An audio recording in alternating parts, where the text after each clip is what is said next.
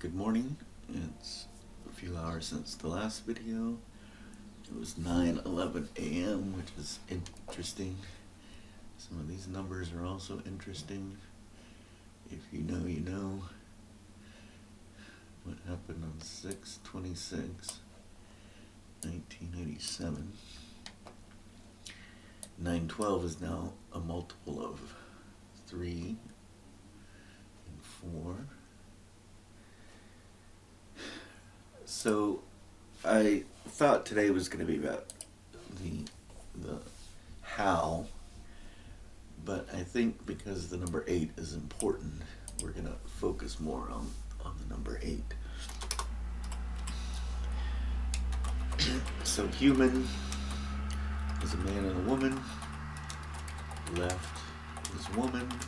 She represents energy.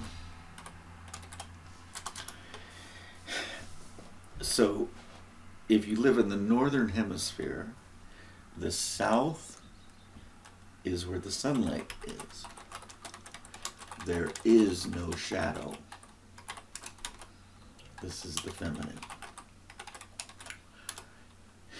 The shadow determines the hour of the day. So a maypole or any sort of sundial will cast a shadow. The shadow is the masculine. You cannot have shadow without light. Inversely, is shadow a necessity? That's an interesting thought. So human versus the number 8. 8 sideways is obviously an eternal symbol. I think of the Mobius strip.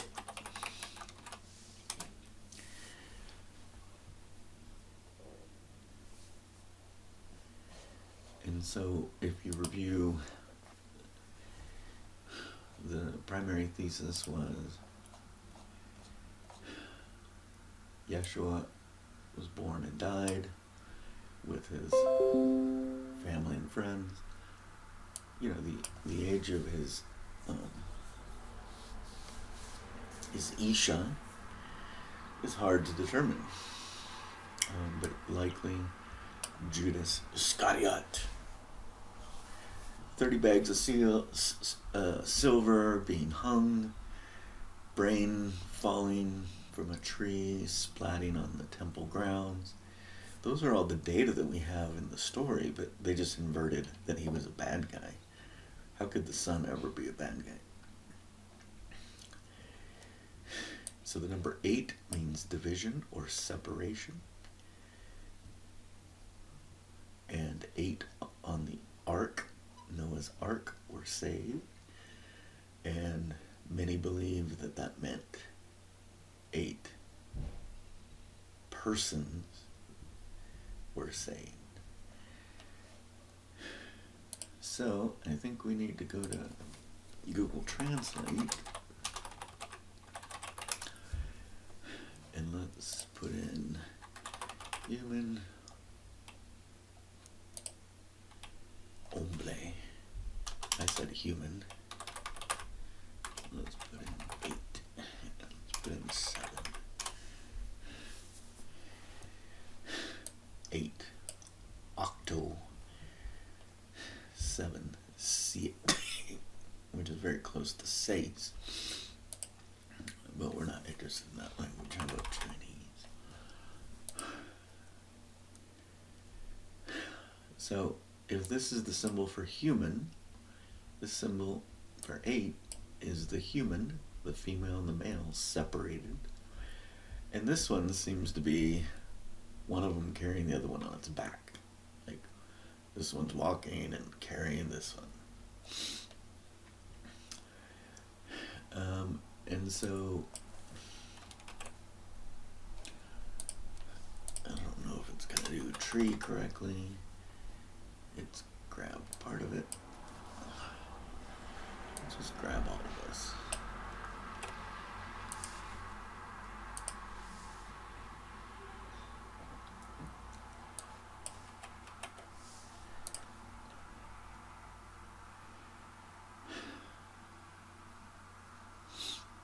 So you could easily make this symbol with your hands. Human. Notice your hands. 5 on the left, 5 on the right. They come to a pinnacle. They need to be lit. We're in a hospital. The light of Jehovah lights the menorah of the starseeds that are in the hospital.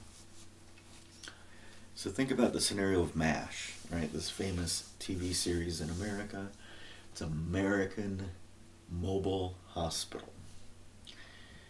Maybe in an episode a British surgeon shows up or something, but it's an American mobile hospital. It's isolated. Seldom do they treat the wounded of the enemy or other places. There are borders, there are rules, and one of the fundamental rules is you don't bomb hospitals.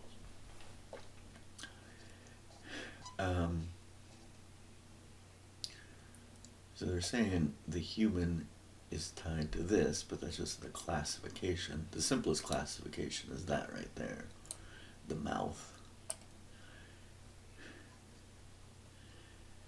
And so if I made this human shape with my 2 hands and I separate them, there's now a capacitance. There's an ability to connect, but they're separated.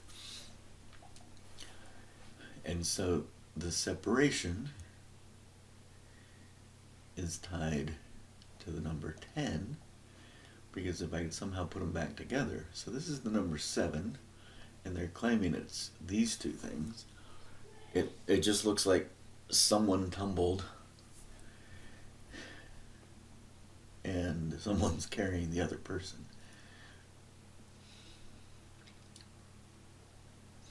So the tree is what I wanted to go for. So look at the tree. The tree has these elements, but connected. But they're connected because of the 10. So if you look at the 10, the earth to heaven connection, and then the middle earth connection, the connection between the male and the female. So if you think about it like a capacitor, human connected at the top, you then divide it, there's potential there. To get it back to connection, you drop a vertical and horizontal and you close the circuit, and it brings human back together. So it brings the division back together. So the war in heaven is likely a war related to gender, as I attempted to outline last time. And there was one other thing when we were talking about the nature of God that I should have included, and that is scarcity versus abundance. If you want to control and manipulate people, you need to make people believe there are scarce resources, when in reality most resources are infinite in nature. But if they're infinite, then there's no ability to control people. And the best example of this would be 1475. I don't know that I have Earth.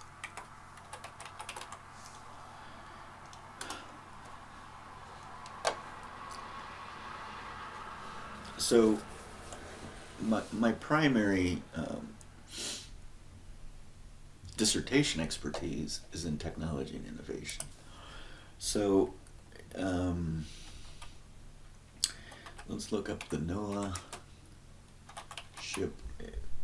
Think about how that sounds, the Noah ship. Portugal, 1475. The Nau is how they pronounced it. The Spanish pronounced it Nau. So I think it wasn't Noah, it was Nau. So this King James I, he ruined this world through exploitation. So before this event, when we talk about trade and travel, the one of the freest markets in the world anciently was this market right here. So you traveled by boat. The Silk Road had certain areas you had to transverse goods over dry land, and that's where problems would occur. So if you wanted to make a run of goods from India to Egypt, there were probably 3 stops. 1, 2, 3. This is one of the most dangerous places to lose your goods, the Gulf of Aden, Somalia. This little narrow gap is where your ship can come under attack. So you're not going to have friends here. You're going to have a safe haven here, likely Iriatum. One of these islands would be a sanctum. Just like Kori Kori, which is modern day Salalah. I think Kori Kori was right here anciently. There's a lot of desert here, so if you can build a fortress here and you're coming by sea, this is a safe haven for your goods. So the concept of piracy was ancient right here. You had to get around this corner. But all of the trade along here, because it's big blue wilderness ocean, it's hard for pirates to find you. But that all changed thanks to King John of Portugal. So the boats would possibly dock here, and then there would be different boats that would go up the rivers, and the largest, I'm not far enough north, the rivers. So you're going up the rivers with your goods, possibly a different boat. A big boat delivers all the goods. Some people take those to the local markets. Other boats put it on the rivers. And one of the oldest cities in the world is Aleppo, which I can't find. Oh, there it is. And what's interesting about Aleppo is Aleppo's not on the river. Aleppo connects. So, just do the math. This is the midway point, the closest orthogonal distance to connect this river system to this sea. So it's a highland. This is one of the oldest cities in the world. So the Silk Road or the frankincense and myrrh road or whatever road you want to invent, this had to be covered by land. So this distance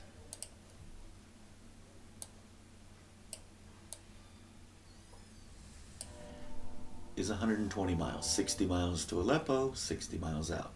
Aleppo is the trading center. It's becoming very wealthy. And there were certain rules regarding wealth and taxes. Look at your hands. At most, the goods to be taxed would be 1 thumb or 2 thumbs. 1 thumb is a tithing, a diezmo. 2 thumbs is a double tithe, a tax. And it seems like they understood that the tax was a function of the original price, not a compounding tax. So the concept of the mercantile, the marketer, is that every time goods exchange hands in today's channel marketing, it doubles in price. So let's say you bought, let's actually go talk about a modern one. So let's say you bought a shoe out of Vietnam, and you had set up some Koreans to go into Vietnam, build, just throw together some steel buildings, throw in some glue and some cloth and some sewing machines, and you pay that woman sewing the shoe $1 a day. She's forced out of the villages to work, so that's $30 a month, but with food and board and housing, she's having to pay $28 a month to live. So there's no savings. So that's extortion, but that's the nature of the modern economy. So anyway, you build this shoe. Then this shoe changes hands, And by the time it gets into a Nike store, it's a $200 shoe. But the reason it's a $200 shoe is every time it changed hands, everyone got to double their money.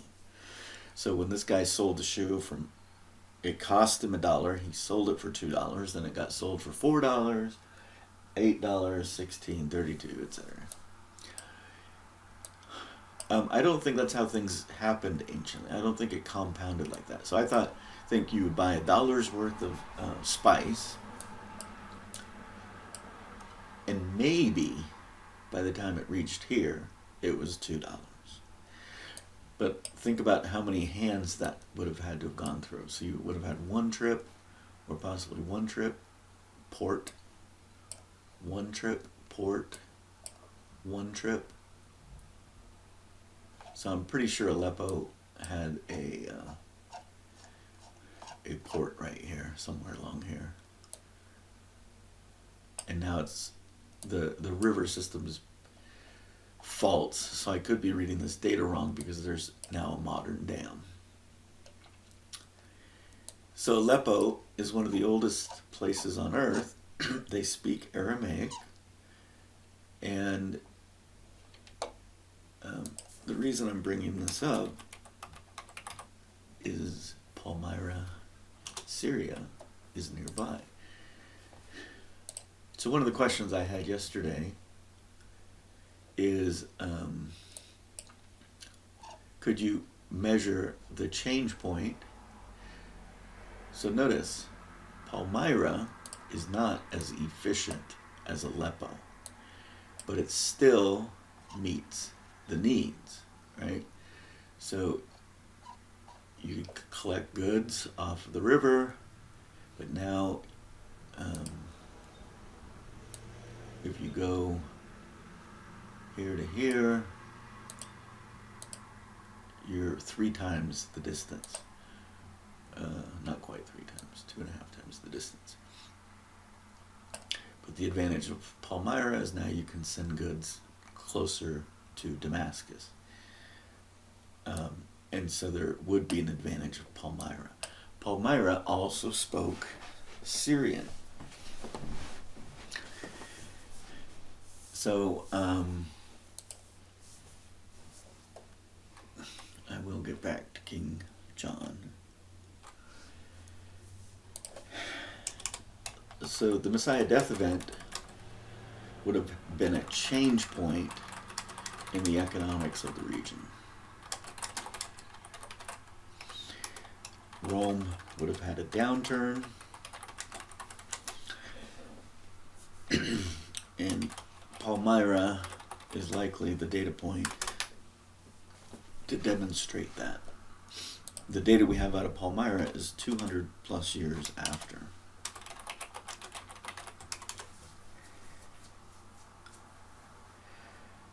And so I don't know if something happened to Aleppo.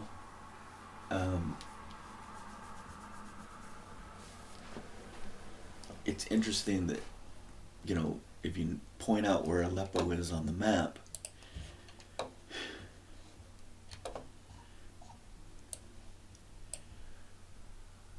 so there's Aleppo. Where's Tarsus? Where's Paul from?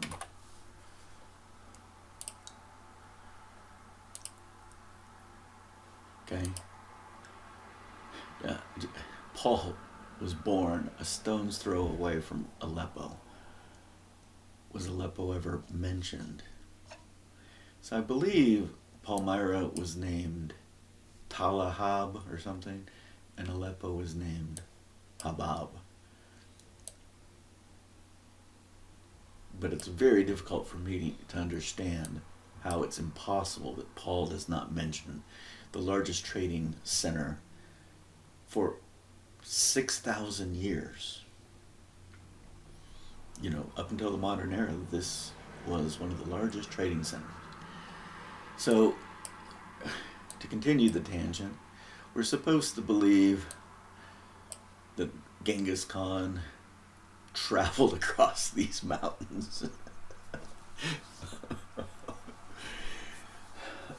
The pass would be 11,000 feet. when there's a body of water here.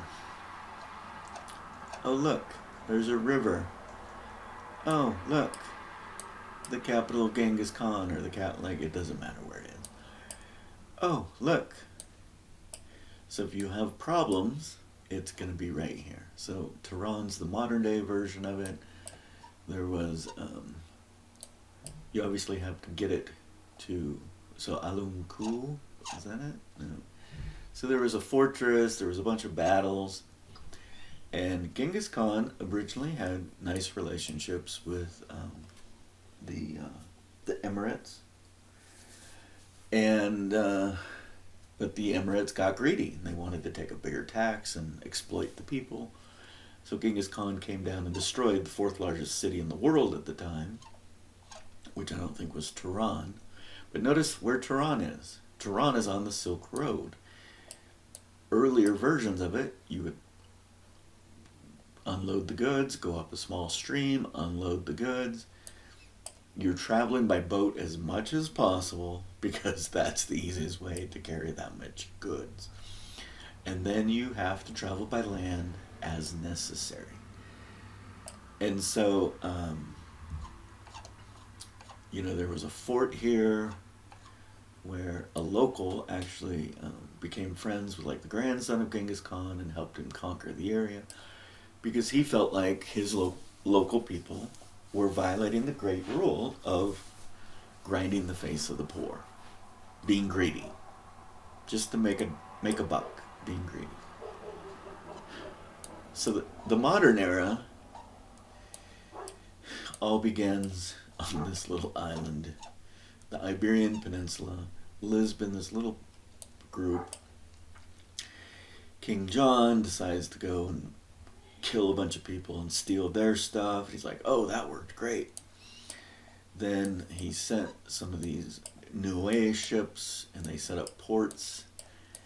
Whether they engaged directly here or they mysteriously decided it's better to swim up or go around, I question that highly. I think they had some significant naval challenges there, so they avoided it.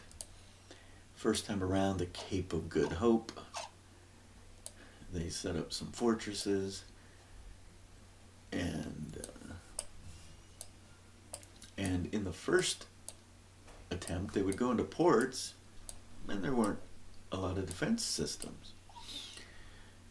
So they traveled here, and then they could take the ocean currents if it was the right time of year and just go right over here in 30 days.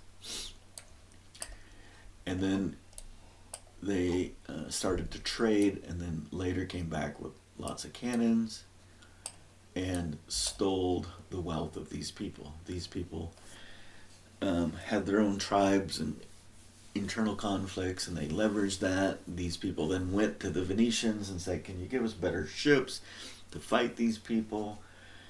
And so all of a sudden war was dropped in this area, which probably for 2,000 years didn't have war.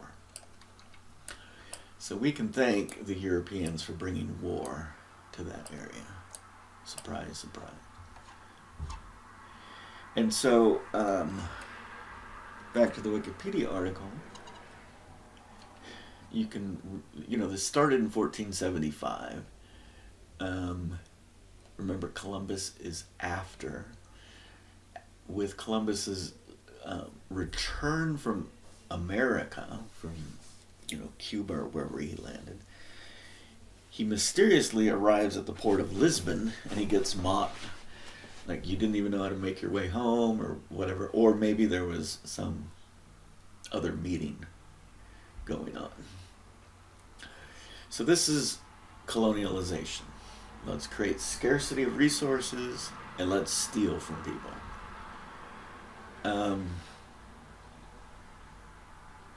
So he learned how to do that. I'm looking for the word Genoa, that's funny. I wonder what they were building there. No. Ferdinand. Interesting. I wonder if now became popular in Portuguese. because of this ship. So this is the thing about technology. If you build a technology, you're going to brag about it. This is ethnocentric nationalism. Exceptionalism. We built this. So, for example, the flying aircraft was built way before the Wright brothers in North Carolina flew and were the first in flight. But American exceptionalism says, we did this. Coach Carter at his best. But what's interesting about this ship that I'm searching for, so from a technology point of view, there's several things.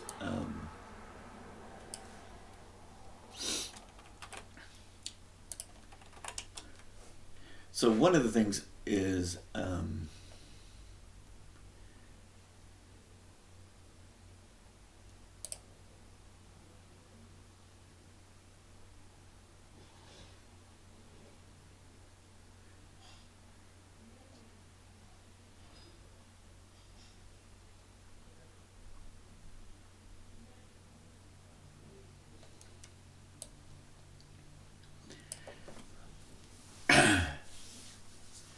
okay, so the word is Nabi, maybe. But the original word seems, navy. You see the word navy there? But why would the Portuguese call it Nau and the Spanish call it Nau? Because there were different names. I gotta go to the Wikipedia page to clarify which name is which.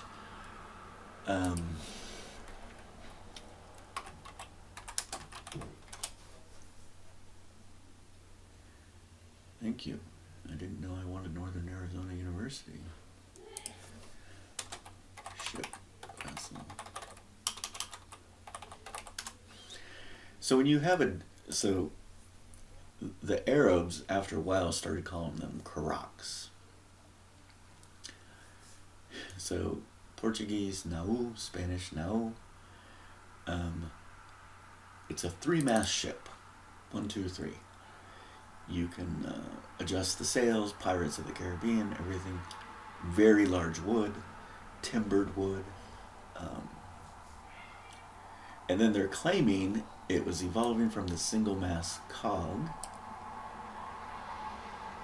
Okay, so if that were the case, the Portuguese would have all of these people that were the designers of the ship.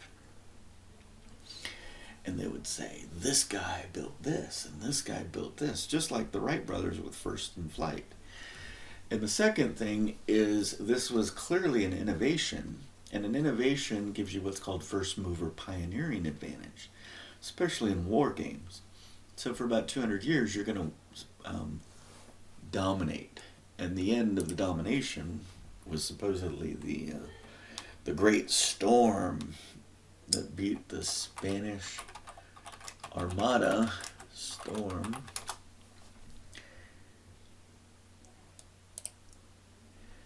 So this is the height. So notice when the height is. So I'm saying 1475 was the origin of the ship. Within 100 years, you're at the height, and then what's going to happen? Everyone's going to mimic it, copy it, and it's going to be just a standard, a necessity to fight. So that's the nature of how innovation works. You have first mover advantage. If you can exploit it, you can take 100 years where you're at the advantage because you have the technology. So who went to America? Who went to India first? Portugal and Spain, because they had this boat. Where did this boat come from? How does the Portuguese and the Spanish give it the same name? How does Columbus use one of these boats to go to America? Where did this boat come from? So we're supposed to believe it was just some guy said, oh, let's build 3 masts instead of 1. Okay, where's the history of that? Why isn't that on display as one of the most important things of Portuguese history?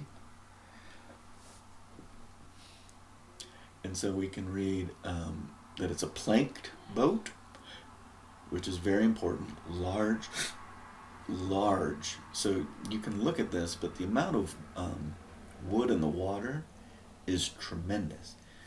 It has a huge draft. It keeps it buoyant, which is useful. It's not efficient on the water, but it's fast and strong on the water. It's a big boat. And it's funny that someone named it a little boat because that's far from what it is. So where did this boat come from? So Karaka is what the Arabs started to call it because it was really, it changed the system of trade as first Portugal comes there, and then later King James gets the East India Trading Company up and running, and he goes to Ganga, which is the other side of India, and he moves into China following the same rules, which is let's steal from these poor people.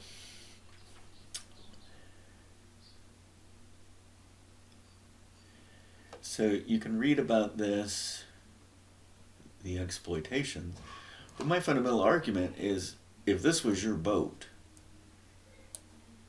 you would have marketed that to the end. No.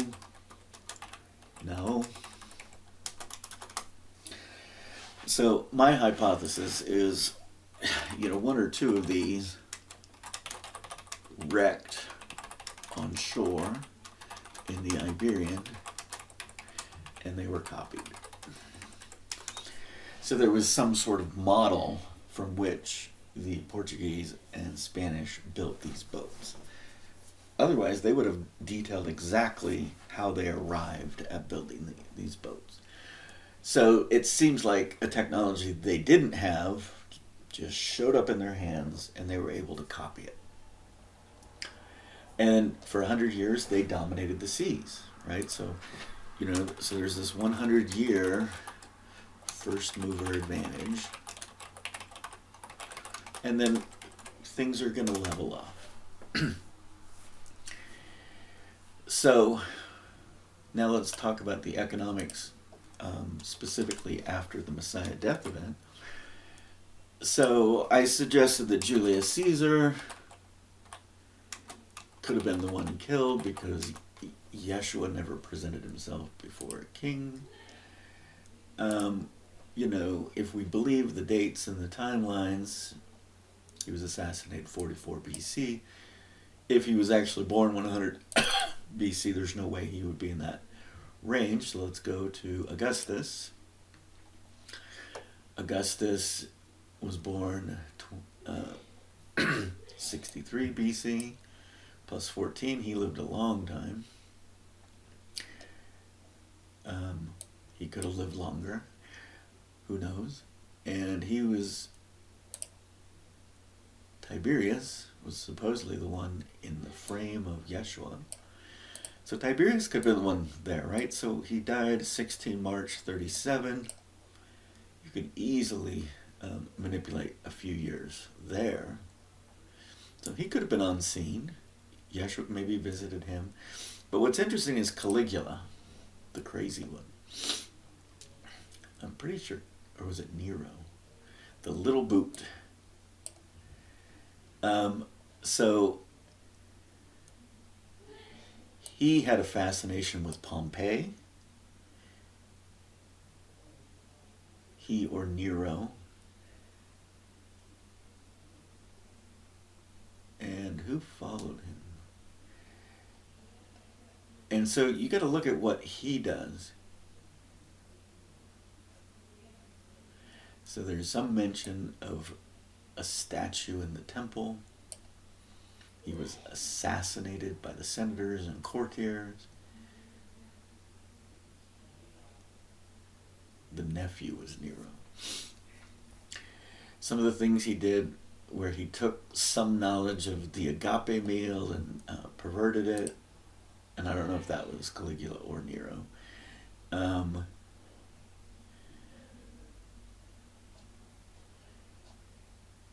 So you you have the end of the Julius Caesar line with the death of Caligula. And then Nero, you then have 4 emperors, so there's not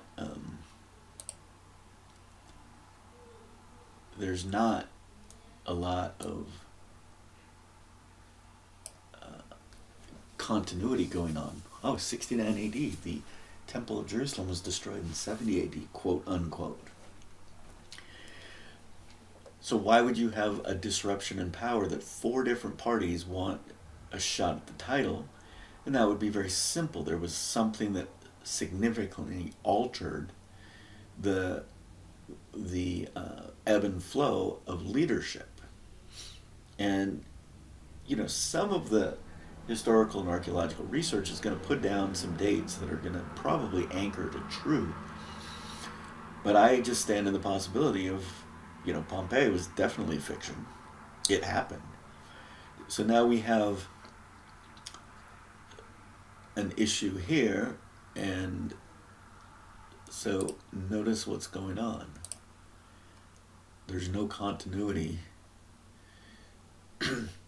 So we've got, the northern Africa seems to be, so Palmyra is going to come into play here in a minute. So it looks like we have the 4, I don't see 4 there, but maybe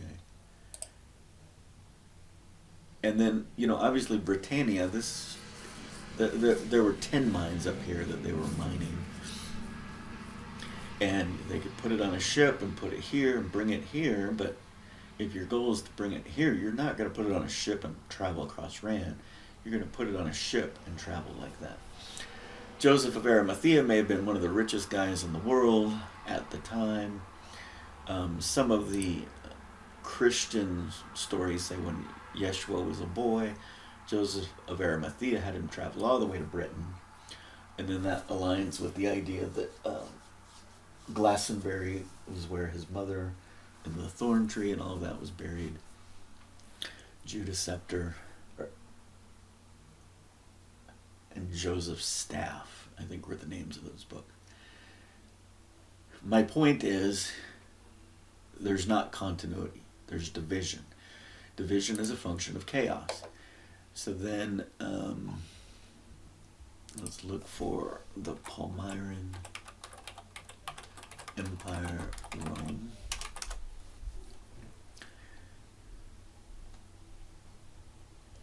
So this is much later. So I'm telling you that this breakaway, look at the year. For 200 years, there was this schism, this division among the Romans over who held power. That means there was some event that really shook the core foundations of power. So maybe a lot of the elites were in Pompeii when Pompeii erupted. Maybe they were having some party. And most Christians want to say, well, the Pompeii thing, the great sin, was the sin of Sodom and Gomorrah. It was about sexuality. No, the sin of Sodom and Gomorrah was about exploiting the poor, forcing women into sexual relationships with men so that they can eat and feed their kids. That is the sin. So, following the murder, so remember what was the name of the assassins that would carry swords in the streets and just kill people in Rome? There was chaos. There wasn't a era of peace like supposedly there was under Augustus. But what's interesting about this Palmyran location is it was not Aleppo. Recently it was in the news because of ISIL. And it was nowhere near the scope of Aleppo. But what we want to understand is, well, what was going on during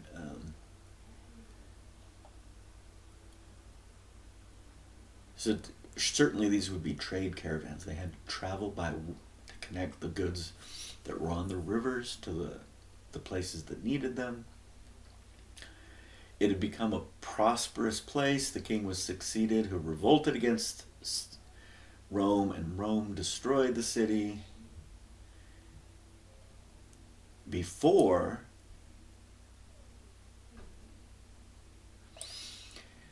Palmyra was autonomous. Was this before, or was this because of the Messiah death event? It was Greek speaking, and it was also Aramaic speaking. So the name Tadmadia might have been Tamar, date palm. How it becomes Palmyra is just bad history. So these people can't even come up with the names of towns in their history, and we're supposed to believe that Pliny the Elder told the truth about Pompeii, but he actually didn't do it. It was his son 30 years later, but it's true because they were historians. It's just ridiculous. But it seems like this was after the Messiah death event. This was an Aramaic speaking area. They were left alone by the Romans.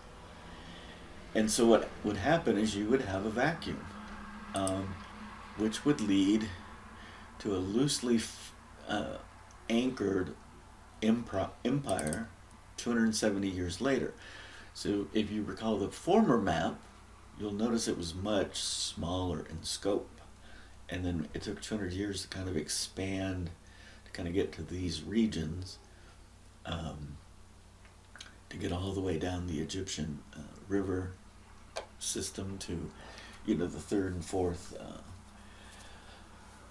cataracts.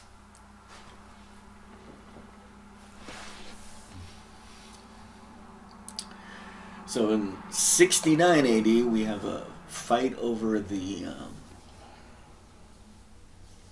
who's the emperor, and 200 years later, we actually have a divided kingdom.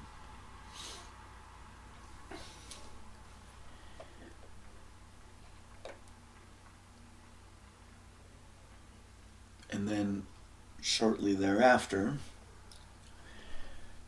Abraham's firstborn decides he's going to come and clean house, and then the caliphate takes over all of this.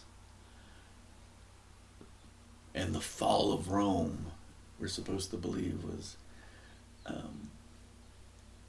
something that happened 400 AD, when in fact it likely all happened 31 AD. And so the caliphate are the big brothers. They restore peace, they restore trade.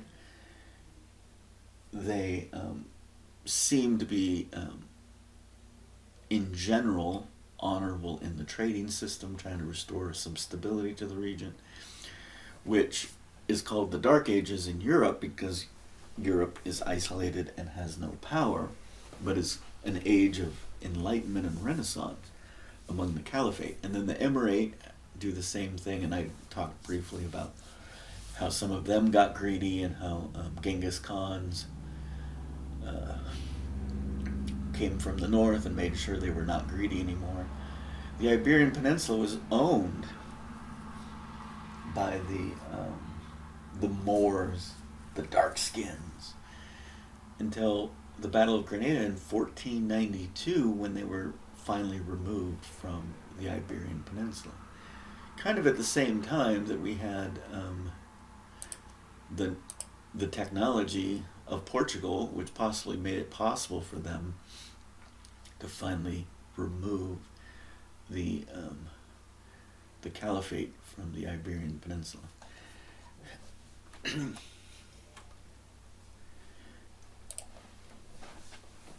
So this is called change point analysis.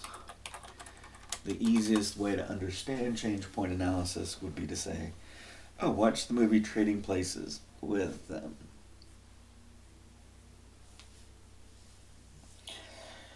some knowledge about the price of oranges or the orange crop. You could trick the market and bet and gamble and win the day. In modern times, we call this insider trading, that you have information the rest of the market doesn't have, and you use that information to get abnormal market returns. But fundamentally is there was a status quo.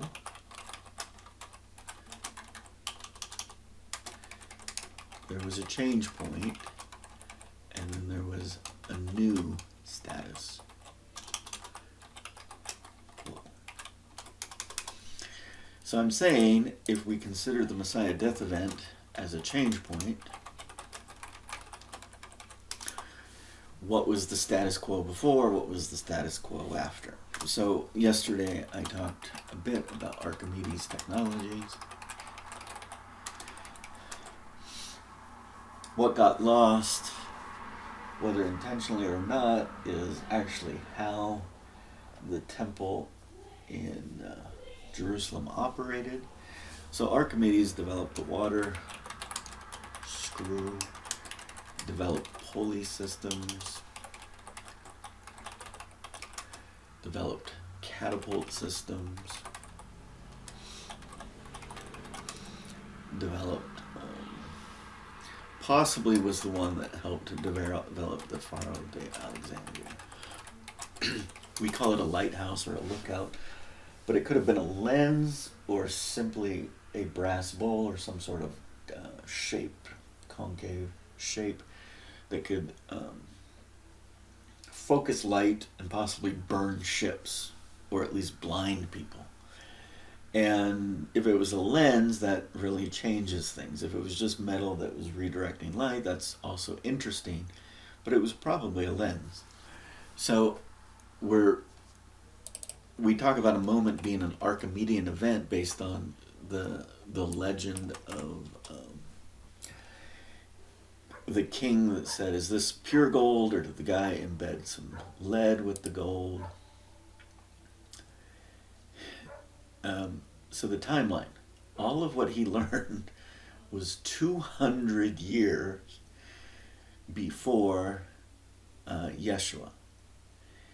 And so buoyancy, the Archimedean principle, the screw pump, the water screw pump, compound pulleys. He could lift ships out of the ocean. So he was on an island. He was the master defense man. The Romans didn't like him. He could throw grappling hooks as they approached the cliffs of the city and literally lift the ships out of the water and turn them upside down and wreak chaos. Supposedly he was drawing circles in the sand when the city was finally captured and he was run through. And he supposedly says, "Leave me to my circles," as he's dying. And then some people say, this guy said this, 30 AD. Oh, did Yeshua ever say that? They bring a woman to him. He sits on the ground. He draws circles. So the Archimedes principle, Eureka, I found it. It wasn't that he was running through the streets naked. It's that he was running. Everyone was naked in the streets of Greece. We don't have that in the Yeshua death event, do we? There was a gymnasium up in Capernaum. People were naked. Most people were probably naked. The Hebrews probably had a single white robe-like thing that covered themselves, but they would be naked all the time in front of each other. So definitely water, hydrostatics. So Isaiah talks about how Jerusalem has snow, and once in a while it will snow in Jerusalem. Where's the ice box? Where's the ice chest in the tabernacle? These workers are barbecuing all day. They have trees for shade. Where are all the trees? They're going to have ice to help themselves cool off. And if you understand some of these systems of the Gihon springs with the Archimedean screw and stuff, there could have been some sort of air conditioning system in an ancient form.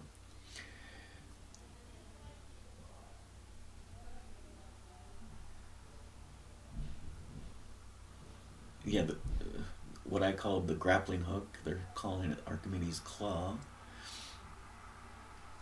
And so this is my belief that he developed not just with mirrors, but with the pharaohs of Alexandria, was able to burn ships. So all of this technology is 200 years before Yeshua. And the other thing is that a lot of people that believe they understand Yeshua is they don't understand that he was probably an earth science mathematician. He understood number. And then, so Archimedes says, I can count the number of sands on the seashore. He came up with the concept of the law of large numbers. He came up with 22 sevens as a very reasonable approximation for pi. Did he come up with that, or was he reading something in a book out of Alexandria's library? Because you got to understand the timing here. So the relationship of the cone to the sphere to the cylinder, all of the same radius. So look at the timing here. So, Library of Alexandria. Was Archimedes smart because he came up with the stuff, or was he reading it in an ancient book in a library?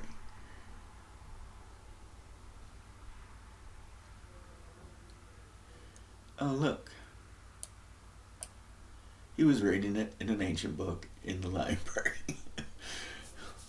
So, possibly he could read a language like Egyptian or something others couldn't. And he just rewrote it in Greek. So certainly I'm a huge Archimedes fan. But the Library of Alexandria may have been the source. And so this was basically just some sort of Egyptian to Greek translation. Possibly, I'm going to say Gangan. Possibly knowledge from the Gangan continent. So I'm going to suggest that the wise men were 10 wise men. They accompanied Yeshua to Egypt. They taught him, but they were taught by him. They're at the Library of Alexandria, where all of the knowledge of the world exists. Yeshua later calls them apostles. They are sent away. They want to die with him during the Messiah death event, but they are sent away. So based on the nature of your hands and the menorah and the left side and the right side, they would be delegates, representatives of the 5 plus 5 starseeds.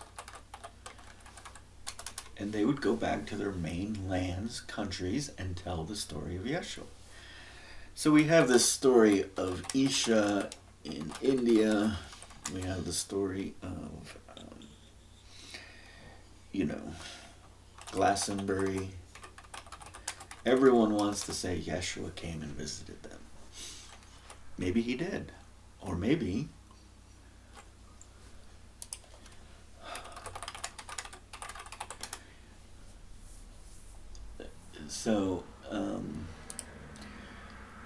there was a guy, I think a Baltic guy, came up with a theory. He said he walked on the Silk Roads and he went to some temple in Tibet, and he learned that Yeshua came there and visited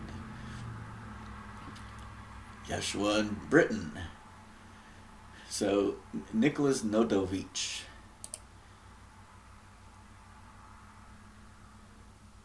Crimean. Okay, so he was Crimean. So the problem with a story like this is, what is he introducing that's new?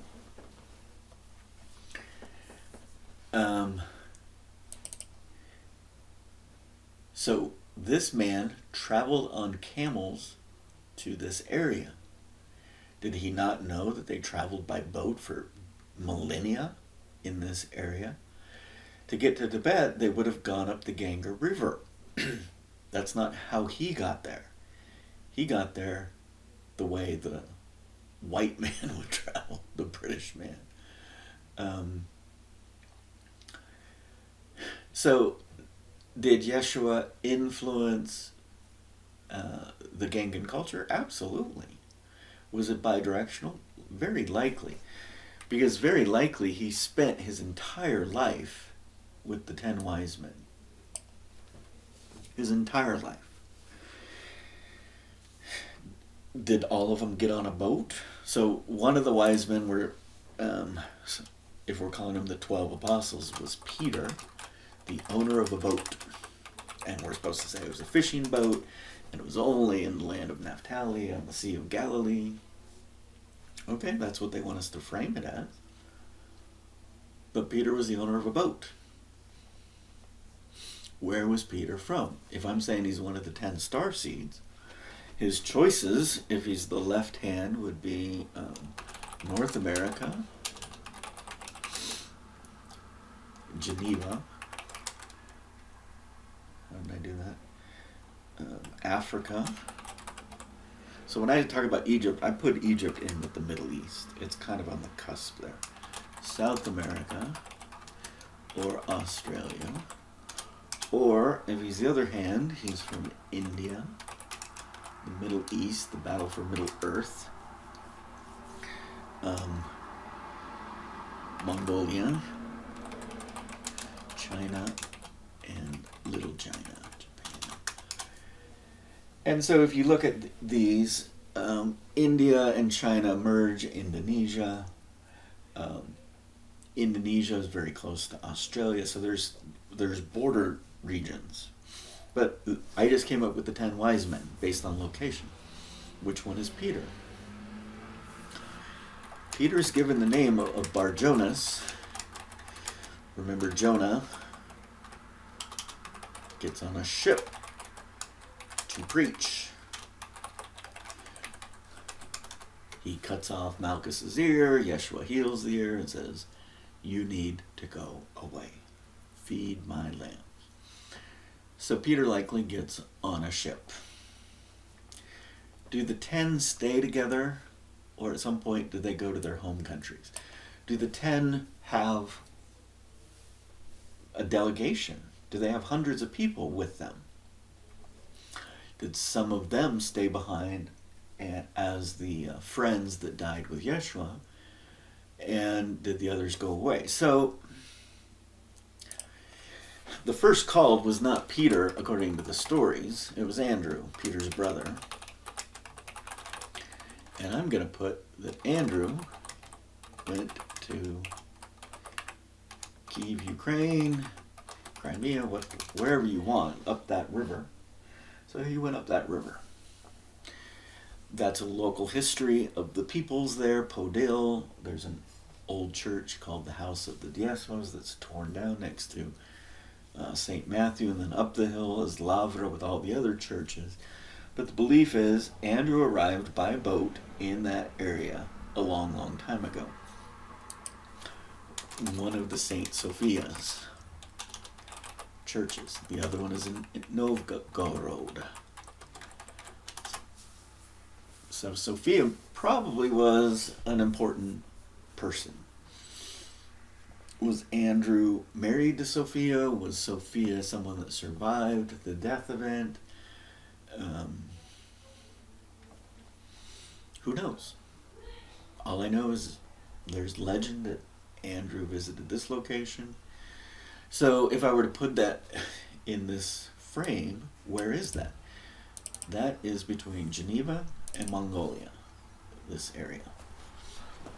Okay, so the Mongols may have had their hospital, Geneva may have had, the Galicians may have had their hospital, and somewhere in between were the Robs.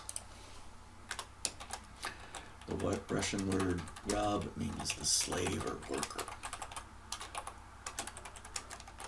That's where the English word Slavic comes from. These were good workers. You could make them into slaves. So let's conclude today by getting to the number 8. Did we do Google Translate? So now let's go to Russian.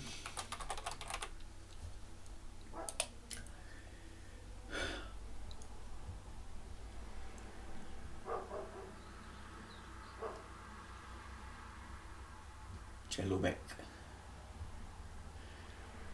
So what's nice about Russian is every symbol has one sound. That is the ch. That is the l.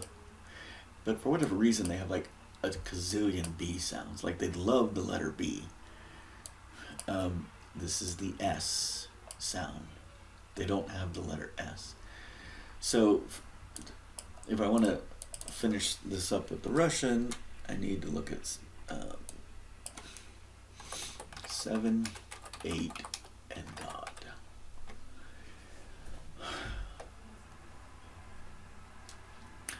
So my argument is the number 7 is Sem. If you know anything about the Hebrew, that sounds like the word for name, Shem. It's also the number 7.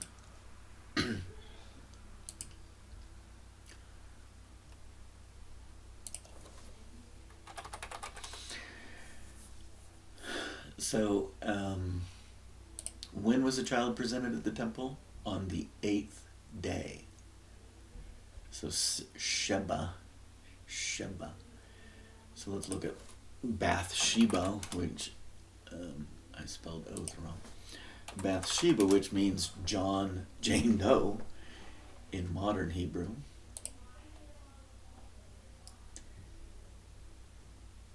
Saba, Sebu. Now search for Shem.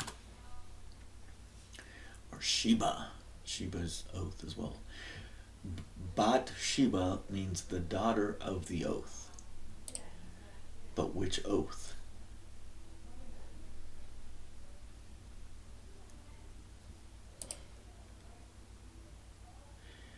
So this has got a little dot over the sha sound, so it's supposed to be Shem. It means name.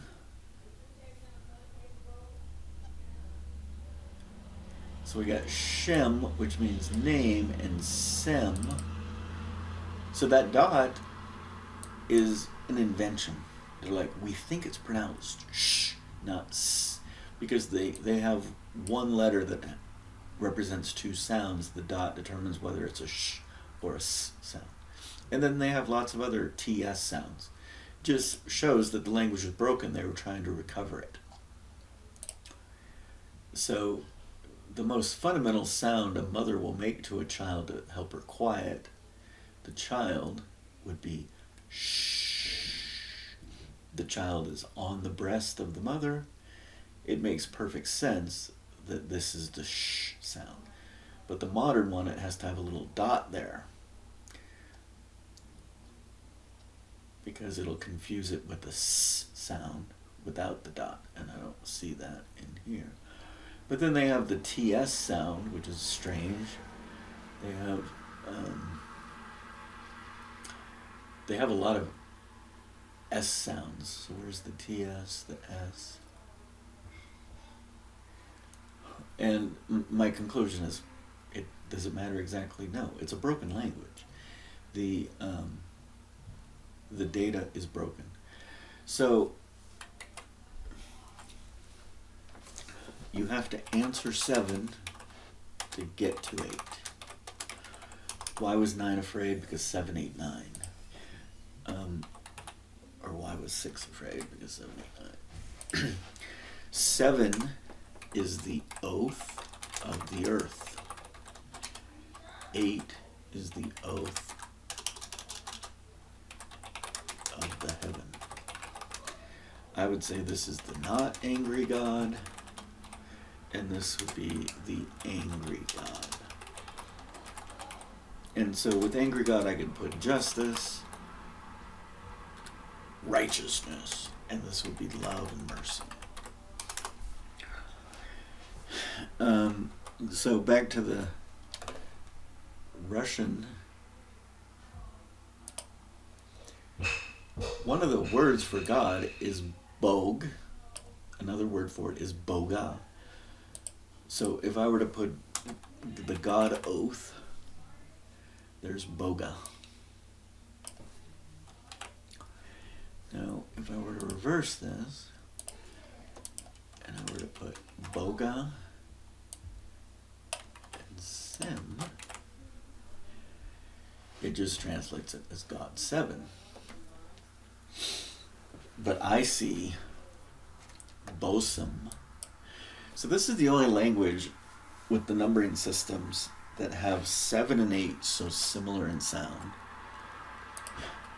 7, 8 is Sem and Vosem, which I'm saying is God Sem. And then they also have 9 and 10, which is also very similar. Dievich, Diesich. And the Diesich is very similar to tithing, diezmo.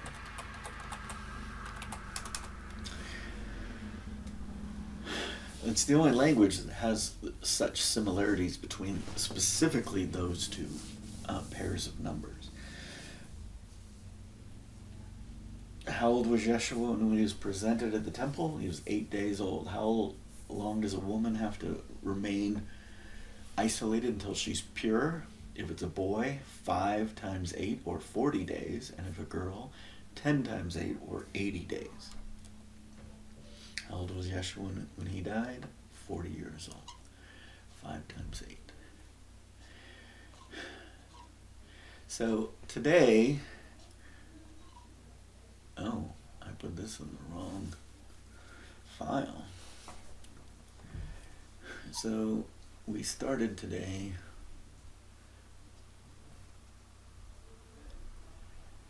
by adding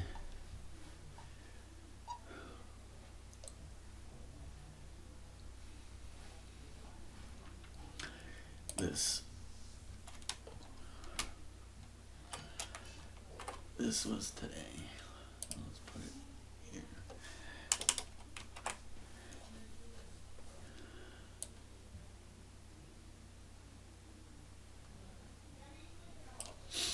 So as we're unlocking the Messiah death event, we need to have an understanding of who is God, when did this happen, what is a human,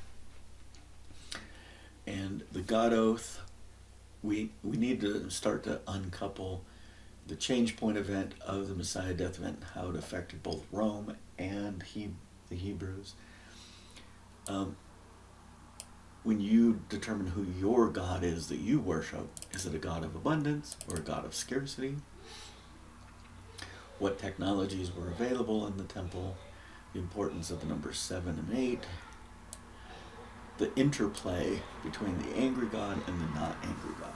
What exactly is the war in heaven? Why is the battle for Middle Earth going on?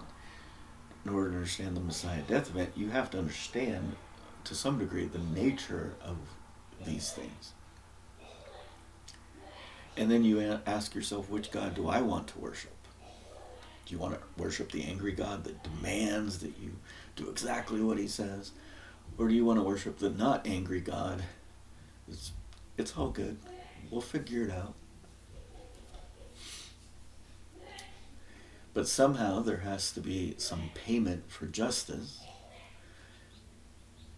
And the old system is being replaced with the new system.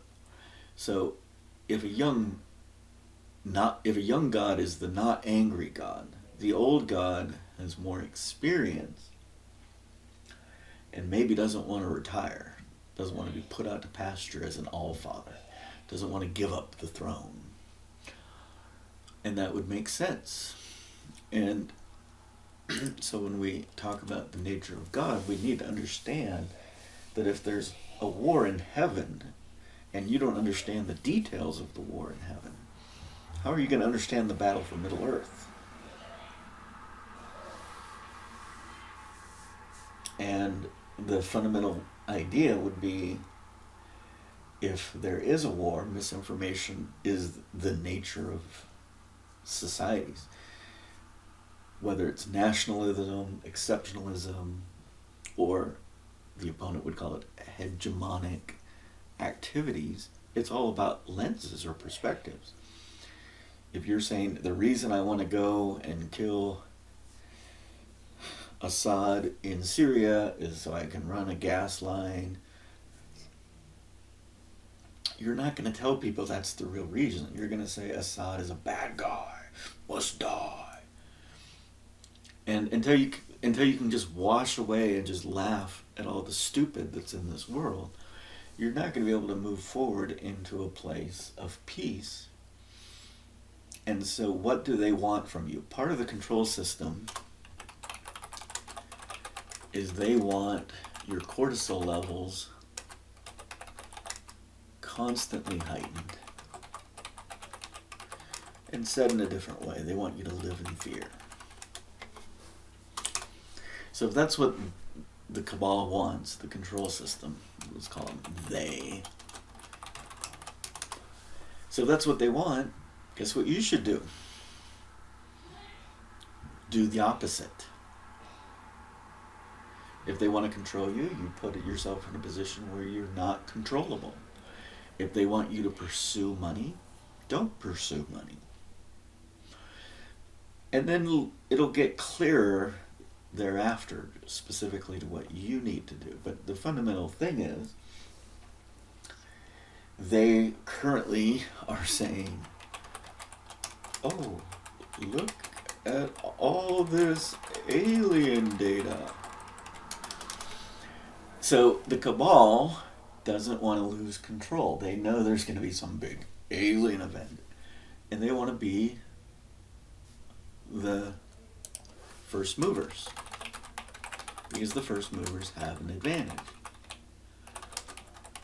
Oh, look, the aliens are here. They're going to save us with med beds and love and all this other stuff. Okay. End of the day, we're in a war in heaven, and Earth is just a battle of Middle Earth. But I think it's an important location. It was the turning point of the battle.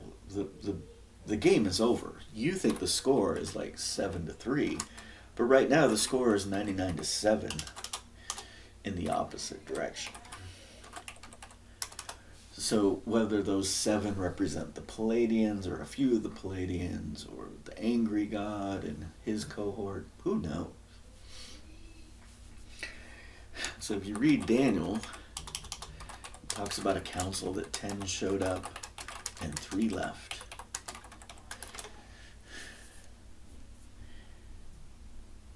That would suggest the rebels left. Now the game is up. Because if you look at the end result of love versus control, a self-interested party is not going to anchor to control unless they're in control. So going back to the exploits of Portugal when they first came in, they then by 1500 they owned this entire sea land. They would show up every 6 months and demand their payments, and then they would never go on land because they didn't have superior forces.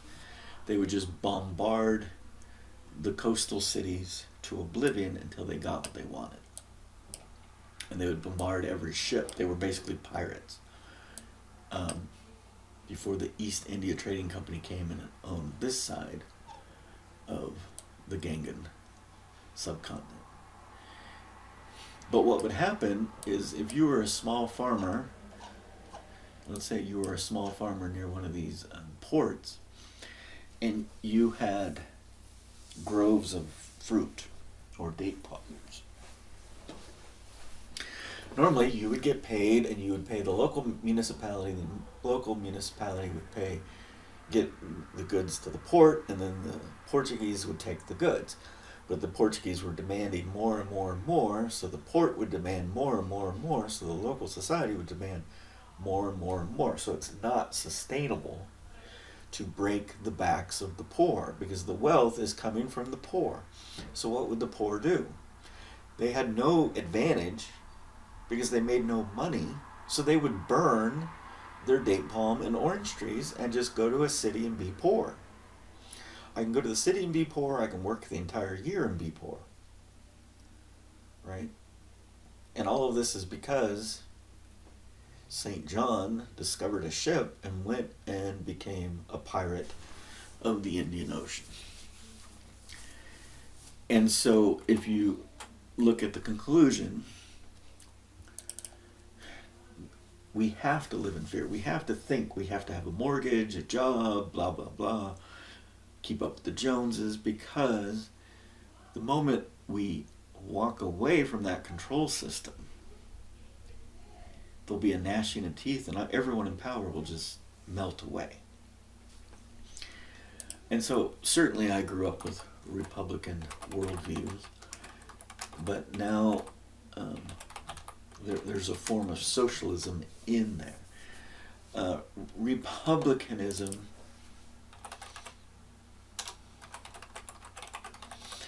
in my worldview would be like the true form of Arya. So supposedly there was an Aryan nation. It was some invention by some scholar because the language of Ganga can't be this. So to manipulate language and history, they created this. But Aryana, Ari means the keeper. Yah means Jehovah. Na means person or thing. So republicanism. You can represent the people if you're serving the people. That's not what we have in this country. You know, I'm here in Montana, and last year, or last go around, the senator from eastern Montana had to pay $12 million to win his seat. This year he's going to probably have to pay $20 million to win his seat. That's not republicanism. That's not representation. That's not anything close to being keepers and servants of the people. Money feeds money. Control feeds control in that system. So when I say republicanism, that's what I mean. Those that represent are the best of us. And so could we take, so let's say we had $1 trillion. Could we feed everyone? Could we house everyone? Could we save everyone? So you would have to make that money use sustainable. So you'd have to build some sort of system. And it would be easy if you just go back to the concept of abundance. We have infinite amounts of water, trees, hemp. We can grow as much hemp as we want. Wheat, rice, aluminum is an infinite resource. Right, so you look at what the infinite resources are. And then you look at what our so-called governments are doing to limit those infinite resources. Could you build a society that's self-sustaining with those infinite resources? Absolutely.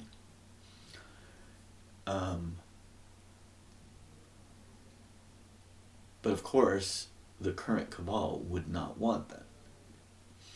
But if aliens show up, the current cabal is going to be a second seat to either the cosmic cabal or possibly finally love will arrive so we can take these abundant resources. Why do you think this planet was designed as a temple garden? The green, blue water world. Green blue is very interesting in most of the ancient languages because there's no distinction. This is a place of au natural. And certainly it was designed to be a healing place, which I'm calling a hospital. And so if it's a hospital, there are patients and there are treaters, or I'm going to call them healers. I don't like the word doctor or nurses because that's very Western. And so you need to ask yourself, were you put on this earth because you're a patient from a former war? Or are you a healer to heal those that have suffered from the former war? Do you want a med bed where you cut into someone and fix them like they're a car? Or do you want to heal them internally so that then their bodies can align with their true spirit and heal themselves? So this was supposed to be, I wouldn't say low tech, I would say, what's the word? Neo-Luddite. You know all the technologies of the universe, but you want to use the simplest technologies. It's a garden for healing. And the anchor for technology on this world is water. And so, people talk about the nuclear bomb. You could have cold fusion with water. You could have unlimited energy.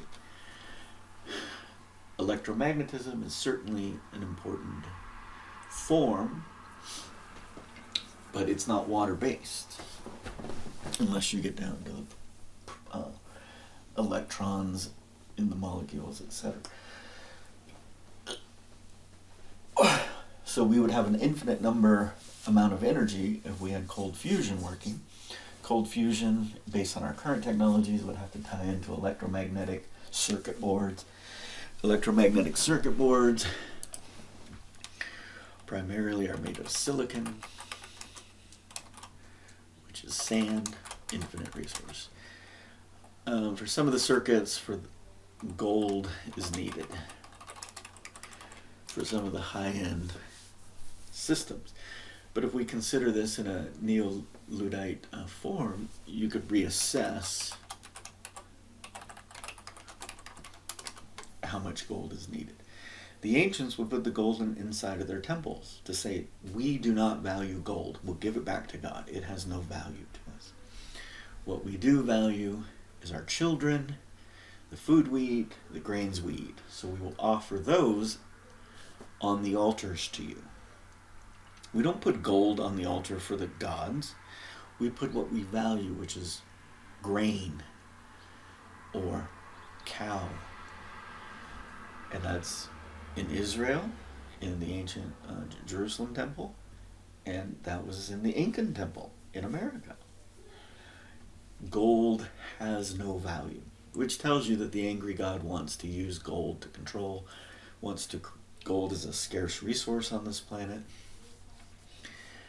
Bauxite and iron are some of the most abundant components of this earth. So this earth was chosen for a reason. It could be a house of healing. Highly oxygenated environment. We got oxygen everywhere in all of that. So as we talk about the Messiah death event, you have to have it in frame of what the war in heaven is, what the battle for Middle Earth is, and why was there a need for a Messiah. As I talked about last time, the old system has to be answered for while introducing a new system. It has to be backward compatible for the legacy system.